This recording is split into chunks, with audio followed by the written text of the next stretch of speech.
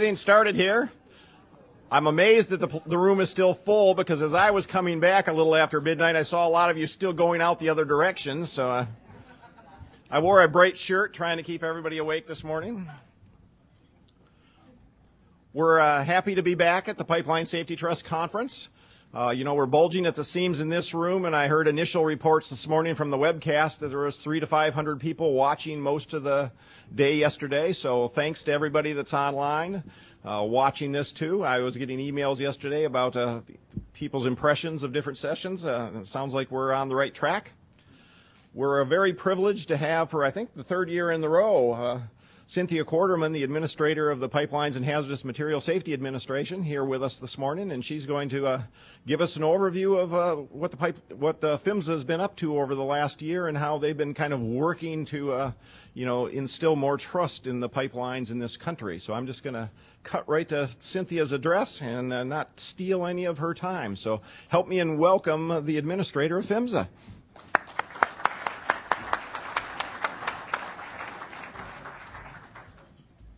Thanks, Carl, and thanks everyone for having me here a third year in the row. As I recall, that first year I may not have known much about what I was talking about, but I do know a little bit more nowadays. Good morning and welcome to day 2 of the Pipeline Safety Trust's annual conference. As always, I am genuinely happy to be here. It's always great to be outside of Washington, and New Orleans is a fantastic venue. Thank you very much for the elderly delivery men this morning who brought me my beignets. Just teasing. To Carl Weimer, the board of directors, and the trust staff, you've really done it again. Looking at the size of this audience compared to what it was a few years ago, and the program, it really is fantastic. Each year I always look forward to this conference, in particular because it's a unique one. Over the years, if you've been paying close attention to the themes that we talk about, we usually talk about pipeline safety being a shared responsibility. And there's no better indication of that than this conference here today. I think over the years I've told you how important I think the Pipeline Safety Trust is to pipeline safety in this country. There are no other real third-party independent groups out there that come to us on behalf of the public to talk about pipeline safety. This is really the one, and we appreciate all your efforts over the years. You have filled in a gap, and it's important to us and to our regulations and to our cause. I have said time and time again that your mission is pretty much our mission. That is to ensure that pipelines are safe in this country. Most of you have already begun some very important conversations over the past couple of days about pipeline safety. Why do these incidents keep happening? How do we prioritize our efforts going forward? Is your organization doing all that's possible to ensure pipeline safety? And all these questions lend themselves directly to your theme of the year, which is trust but verify. And what does that look like for pipeline safety? I paused momentarily to think about what does that really mean for me looking back over the course of my career, and how does that notion really fit in? And it fits in a couple of different ways. One is the notion of continual improvement, something that I've always been dedicated to in my career, that we can never just rest on our laurels. But another comes more internally within PHMSA. A couple of years ago, we had a management meeting off-site with all of our senior managers, and before we went, we read Stephen Covey's The Speed of Trust. And then when we got there, we had what we called they call a Samoan circle. I don't know if anybody here is familiar with that notion. It's pretty grueling. Everybody sits in a big circle, and in the middle of the circle is a smaller group, and only the people in the middle can talk, and you have to tap the shoulder of the person in the middle to be able to come in and talk, and everybody else has to listen. And the discussion was about inside the organization, trust within the organization. And I had the honor of sitting there for the entire morning throughout this discussion as people came in and out talking about trust. And during that discussion, I really learned something about the way people view trust, because there were some people who would come in and say, I asked the question, well, do you trust me? And, you know, it's an intimidating question to people who work for you. A lot of them said, oh, yes, I trust you. I really admired the one person who came in and said, well, you know what? I don't know if I trust you. You seem like a nice person, but I don't know you personally. I know the decisions that you're making, and I like a lot of them, but I don't really know if I can trust you yet. So it brought in this notion of different people view trust different ways, and it's one now of our founding philosophies within PHMSA, trust. It's the first, most important value that both our staff and our management all agree are one of the values that we need to emulate. And it's one that we would like to see in all of our constituents. If we were able to trust one another and what we say to one another, we would be far, far down the line on success with respect to pipeline safety. But as that gentleman said, we always need to verify what's being done. And that's part of what you're doing here, what we do, and hopefully what we're all doing together. As an administrator, it's imperative for me and my staff to constantly revisit the question, are we doing everything that's possible for pipeline safety? It's our job to enforce compliance with federal regulations, but are we verifying the value of those regulations on a regular basis? Which programs are working and which ones aren't? Which programs could use more resources? What does the data show us about where the risks lie and where improvements should be made? Are we preparing today for tomorrow's challenges? Well, if I were to begin to try to answer all those questions, we would probably be here beyond the term of this particular conference. But I do want to begin to share with you some of the things that we're doing at PHMSA about verifying our own practices and hopefully catalyze more discussion here today and as we move forward through the year.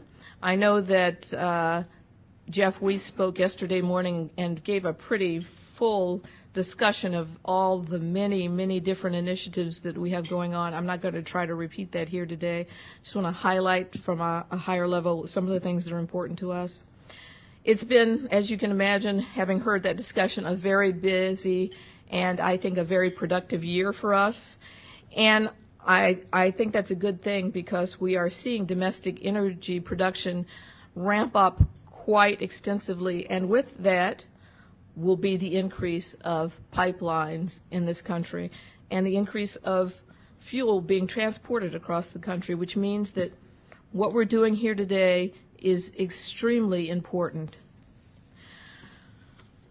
In keeping with your theme, the public needs to be able to trust what we're doing on our job to ensure that pipelines are safe. But they also need to remain aware of the changes in the pipeline systems around them. They need to be prepared in case of a failure, and they need to be over-vigilant in keeping all constituents focused on safety. America's transportation network must remain reliable, but it also must remain safe today and tomorrow.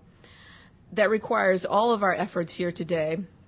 In Washington, PHMSA execs and staff continue to work hard and smart on increasing our capacity to ensure that pipeline operators are informed about safety standards and are being held accountable. Holding companies and owners and operators accountable not only saves lives, it also saves resources and protects our environment. We all know too well of the devastations that can happen in our communities if there is a natural gas pipeline explosion or an oil spill. Last year at this time I stood before you and I talked to you about the reauthorization of the Pipeline Safety Act. Several hearings and including those by Carl and others on behalf of this organization later. At the beginning of this year, I am happy to report that the President was able to sign the Pipeline Safety Act of 2011. Is it perfect? No, but it does advance our case going forward. In February, I was proud when this administration went forward with a historic fiscal 13 budget proposal to Congress.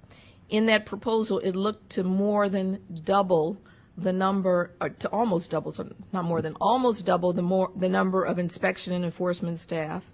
It looked to increase resources to the states. It tried to increase our investigative capabilities, and importantly from my perspective, also IT and data resources, something we desperately need going forward. Whether that budget is actually comes to fruition is yet to be seen, but I am so proud that we were able to put forward a budget that said this is an important issue and we really need to dedicate more resources to it. In August, we began the first step in implementing a major part of the Act, which was to double the amount of civil penalties associated with pipeline incidents. But it takes more than just a good law and strong enforcement to get the job done. It also requires more aggressive regulatory initiatives. And this year, I'm sure Jeff talked about the 4 new pipeline safety regs that moved forward, as well as several advisory bulletins, including ones that were associated with damage prevention and excess flow valves. Last year, we closed the highest number of enforcement cases in the history of the program. That's after having made history the year before as well. We've done so well now that there are not enough cases pending for us to make history again in terms of the number of cases to be closed. But I think that you will see 2012 will be a record year in terms of the amount of civil penalties that have been collected during the course of the year.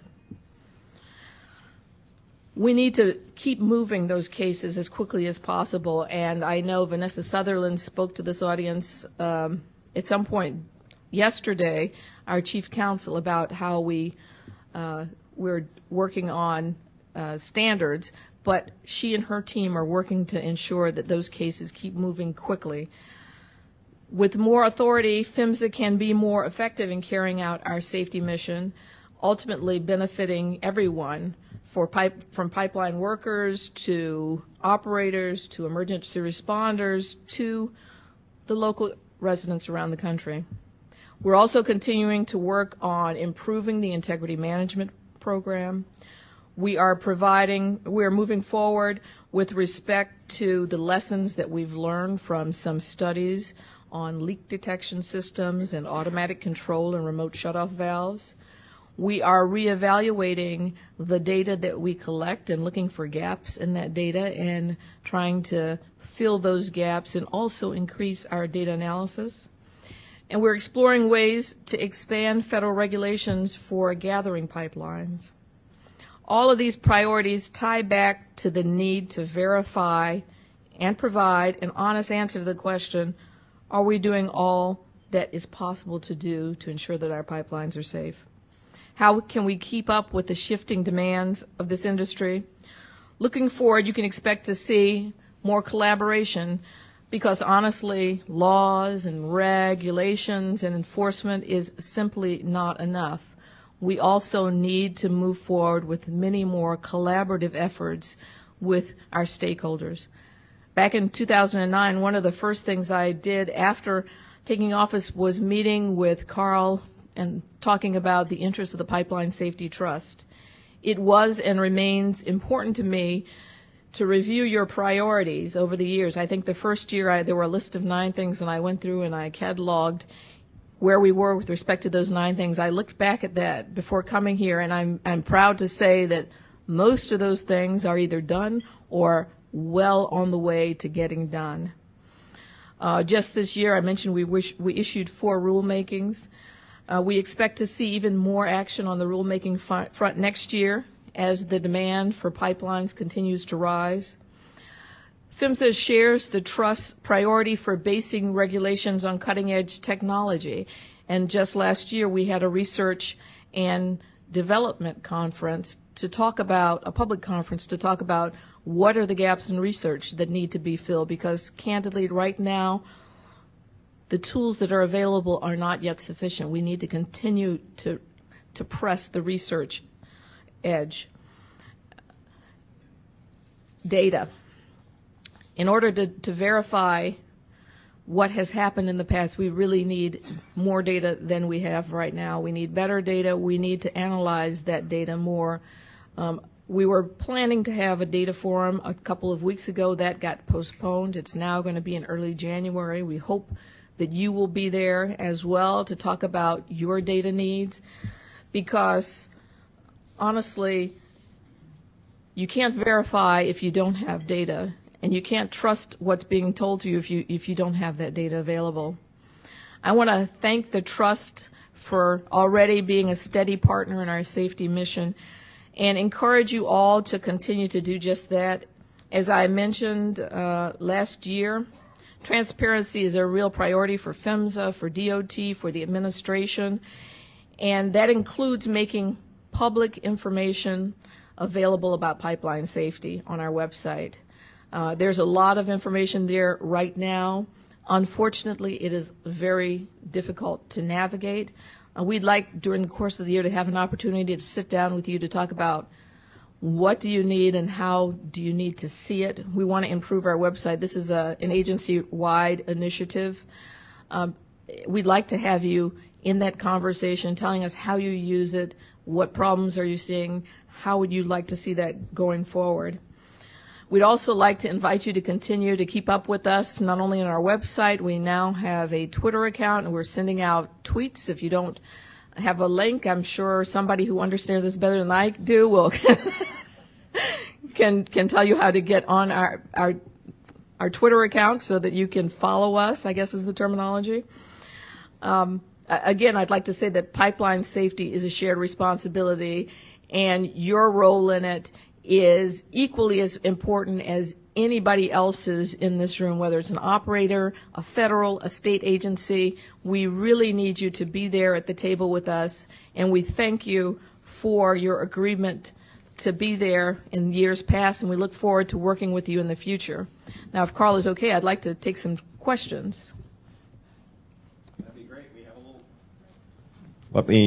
a little time for questions, so let me play Ellen DeGeneres here again this morning.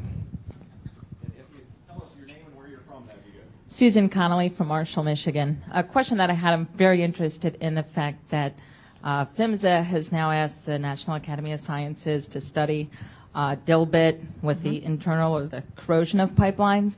If community members would like to see an expansion of the study, particularly about the cleanup. As you know, Marshall, we're still struggling with the cleanup to this day because they're writing the book as we go along.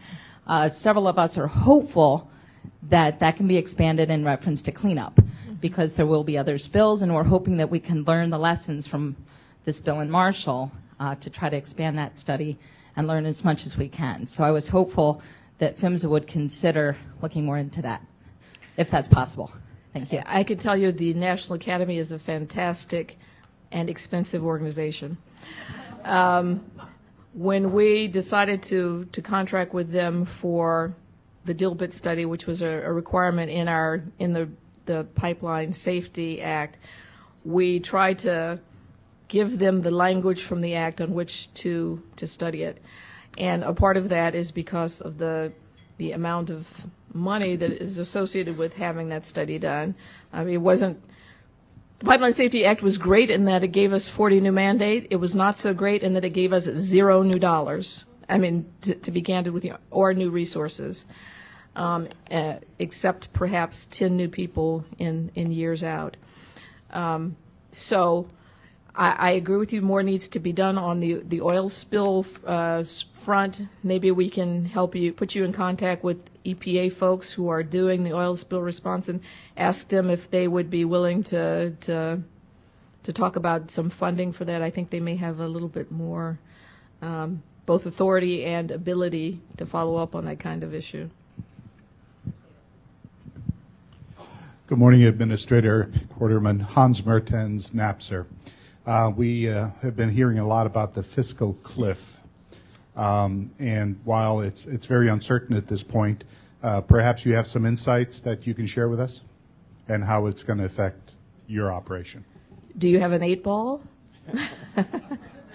I believe the president is going to be speaking later on today about the economy. I don't have any insights beyond that. Madam Administrator, my name is Carol Parker. I'm on the board of the trust and from Placitas, New Mexico. And it seems to me that it takes PHMSA an inordinate amount of time to get through the rulemaking process. And I'm wondering if you can talk to us about what you can do to drive that process and make sure that it achieves what Congress has directed the agency to achieve. Well, let me just give my agreement with that. It does take an incredibly long time. And I can tell you I'm already complain. PHMSA, unfortunately, is not the last stop along the way. There are a lot of people who need to take a look at rules before they become final. I think we have up on our website somewhere a chart that shows people the regulatory process and what needs to be done before a rule can be promulgated. And I agree with you. I can tell you that to the extent that I can make things move as quickly as possible, and my staff, we are already doing that. We are pushing to get these rules out as quickly as possible. There are, in addition to the requirements under, the sort of standard rulemaking process, we also at PHMSA have an additional requirement, which is that we have to take our rules to our advisory committee for review during the process. There are all sorts of cost-benefit analysis that have to be done and oftentimes redone and retweaked and analyzed before we can go forward with a rule. It has to be cost beneficial, meaning we have to be able to show that the costs associated with it are less than the benefits that we'll get out of it, which, although we've had a number of incidents recently that were serious, it's a pretty safe record, and it's difficult to get those two things the way we want them with some of the rules we'd like to go forward with. So it's an uphill press on this, but we are pressing uphill as hard and as fast as we can.